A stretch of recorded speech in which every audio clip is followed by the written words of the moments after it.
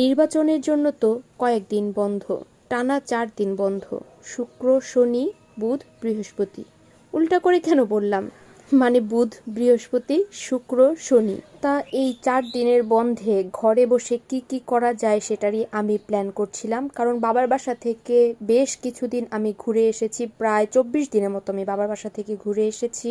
তো এখন তো ঘুরতে যাওয়ার কোনো জায়গা খুঁজে পাচ্ছি না, তো ঘরেই জীবনযাপন করছি। অনেকে দেখলাম অনেক জায়গায় ঘুরতে গিয়েছে, তো ঘরে বসে বন্ধের মধ্যে কি করব সেটাই ভাবছিলাম। ঘরে বসে থাকলে যা হয় আর কি, রান্না বান্না করো, খাওয়া দাওয়া করো, ঘুমাও, বাচ্চা কাচ্চা দেখো, আবার রান্না বান্না করো, আবার খাওয়া দাওয়া করো, আবার ঘুমাও, আবার বাচ্চা কাচ্চা দেখো। সারাদিন এই সব ডিউটি দিতে দিতেই চলে যায়। তবে সন্ধ্যাবেলা মনে হলো একটু নিজেকে রিফ্রেশ করার জন্য যদি এরকম একটা কফি বানানো যায় তাহলে তো ভালোই হয়। যখন আমি ভয়েস ওভার দিচ্ছি বাইরে পাখি কিচিরমিচির করছে, আর এই কফির ডিটেলস ভিডিওটা আমি পরে শেয়ার করব।